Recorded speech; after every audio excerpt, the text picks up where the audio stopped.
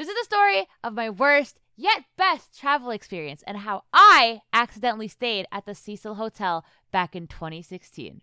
But before that, I want to thank Dragon Mania Legends for sponsoring this video. So even though things are starting to open back up, I'm still not wanting to leave my house and would much rather stay home and play games on my phone. Dragon Mania Legends is a fun free-to-play mobile game that takes place on the fantastical islands of Dragolandia. You can breed and raise dragons from cute little baby hatchlings into powerful warriors to rebuild their homeland and fend off powerful Viking forces. And you can never run out of cute little dragons with over 600 unique species to breed and upgrade. And you don't even have to be a gamer to play this game. It's a super easy game to get into for anyone and everyone. If you download this game using my code, you'll get a welcome package that includes 100,000 gold, which is the in-game currency, 50,000 food to feed your cute little dragons, and 7 VIP tickets which have their own special perks. Scan the QR code you see here or use the link in the description below to download the game and start your dragon journey today. Use my code to add me as a friend, and once I hit level 25, we can make a clan together and it'll be a great time. So download the game today. Thank you once again, Dragon Mania Legends, for sponsoring this video. Hey guys, it's Chilly. Hey guys, it's Chilly. Okay, stop. I listen. If you're an OG of the channel, then you probably remember me telling the story about 5 years ago, but I don't think I did the story justice. I feel like everyone has that one favorite story of theirs that they could retell over and over and over and over again. And it may be annoying to their peers. She tells me this every day. But that experience will forever have a special place in their hearts. And this is one of mine. So consider this an HD remastered Director's Cut Deluxe edition of my worst travel experience ever. So back in the summer of 2016, I got the opportunity to attend E3 in Los Angeles. And for those of you who don't know what E3 is, it's basically a convention that's dedicated to showcasing new video games coming out, and you're able to play demos of these games. I managed to get passes through a video games class I was taking back in college. Yes, my college had video games classes. Low-key jealous, though. Another classmate of mine who we'll call Cassidy also got passes, so naturally we were planning on going together. However, we were given the passes sort of last minute, so most of the hotels close to the convention center were already booked. But thankfully, Cassidy managed to find us a decent hotel about a mile away, so we were all set to go. This would not only be my first time attending a convention, but it would also be my first time flying with a friend anywhere. So I was all sorts of nervous and excited, but high levels of excitement come with a price. Always. Fast forward to the day of travel. Cassidy and I were flying at different times because I had a class to go to and I'm a good student. Right. So she would be flying in the morning and I would be taking a flight later that day. After class, I grabbed all my stuff and took the bus to the airport. At that point, Cassidy should have been in Los Angeles, but I hadn't heard a single word from her. Got to the airport, got all checked in, got to my gate, and still nada. I didn't really think much of it though. I was too busy playing Notice Me Senpai, a game that no longer exists, sadly. Of course you would be. Notice Me Senpai. It doesn't exist anymore, but it's a game I was very much addicted to, and I remember I was trying to get the attention of Ninja Senpai. Not cringe, but okay. I'm with it. It was back at college, not cringe. And things were going pretty well until 20 minutes before boarding. This is when things start going downhill. All the events that would happen at that point would be a test of how well I would adapt and overcome. A true test of adulthood. My flight got delayed by 2 hours, which meant I wasn't gonna get to Los Angeles until midnight, which honestly meant more time to spend with my senpai, so I guess that's not too bad. But I still hadn't heard anything from Cassidy until they started calling groups to board the plane. You know those text messages where from the preview or the first few words, you just know it's not a message you want to read. Oh no. It could be that you're expecting someone to send you a short message along the lines of, "Oh, I'm on my way," or "I'm here," something sweet and simple. But instead, you read the words, "Hey, so listen," or some other variation of that. You just know the message is going to contain some sort of excuse and an apology as to what's happening. Dude, she was about to MLA format your ass. Cassidy sent me a text basically telling me that she had a family emergency which prevented her from flying out in the morning. So she was not in LA.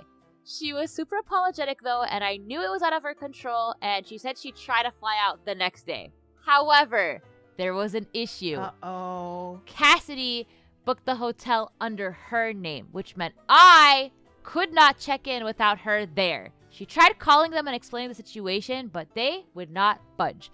And she was forced to cancel the entire reservation, which meant I was boarding this plane to LA with no destination after. And there was nothing I could do about it because I couldn't use my phone on the plane. I mean, I guess I could sleep at the airport. Dude, you were about to be homeless on your trip. I know. The situation has now changed too. This would not only be my first time attending a convention, but it would also be my first time flying alone anywhere.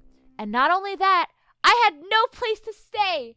The panic meter was starting to rise just a bit. Just a little bit. But Cassidy reassured me. She said she would take care of it, and by the time I would arrive to LA, I'd have the details to my new reservation. And I trusted her to find me a decent and safe hotel that was close enough to the convention center the night before E3. You're not gonna get anything. Convention, hotel, you're shit out of luck. I know, I feel like I'm asking for too much. And then let's add some very rough turbulence throughout the flight, because why not? Let's make the situation as stressful as we can to see how Chilly will adapt to all of this. As soon as I landed, the first thing I did was check my messages. Did she text you? Cassidy said, "Okay, I found you a hotel, and I'll still cover my half even if I don't end up coming. Here's the address, and it should be under your name." And I'm still alone in this big city for the first time, but yay, now I have a place to stay. Why does it sound so bad? So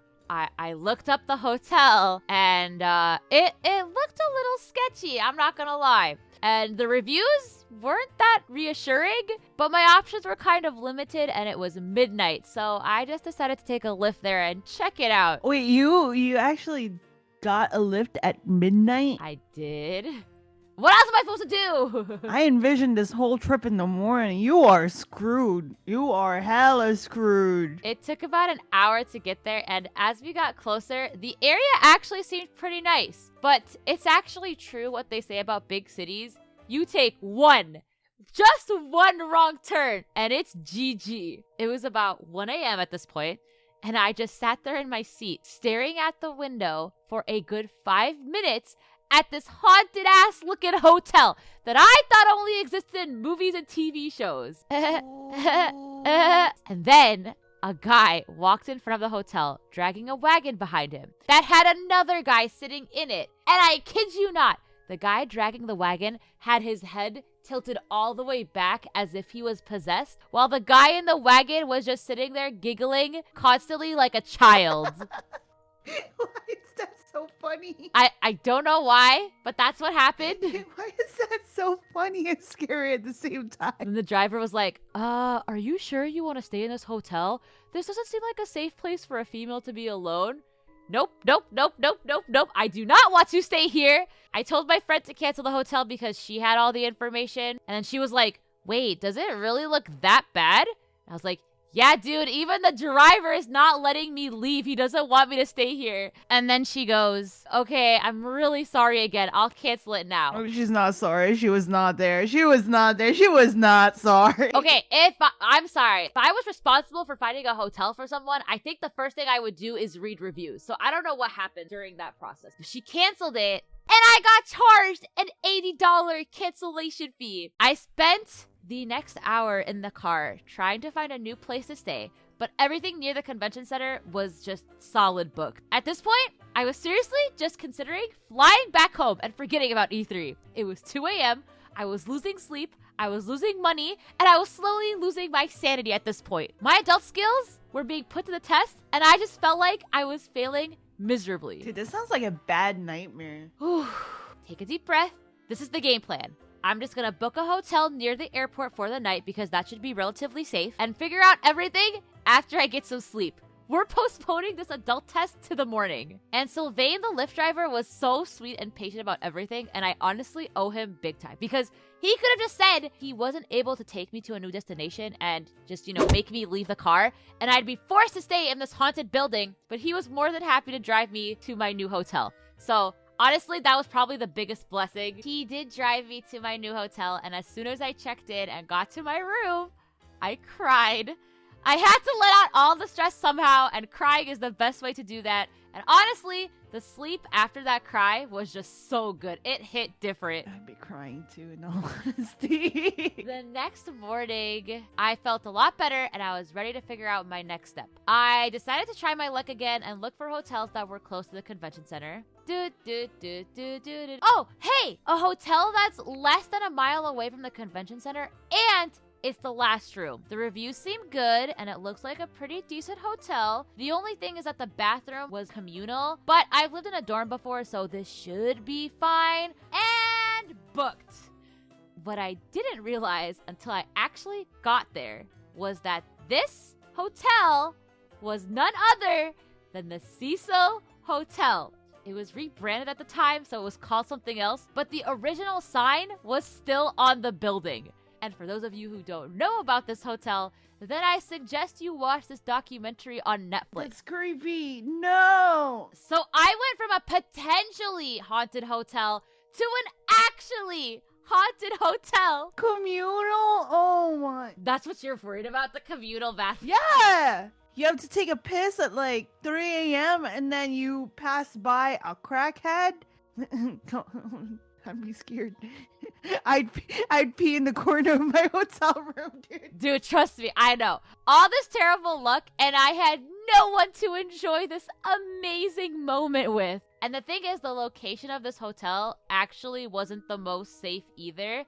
But I kept reassuring myself every minute that the hotel and this area was filled with geeks and nerds like myself who were just here to attend a convention. No murderers, no bizarre deaths, no paranormal activity unless it was one of the video game demos. And I would only go from the convention center to the hotel and back, no other place. If I wanted to eat, I'd order food at the hotel or I'd eat at the convention center. And I got more nervous about the communal bathroom at that point, so I made sure not to drink any liquids at night so I didn't have to go to the bathroom in the middle of the night. I played it super, super safe. Oh my god.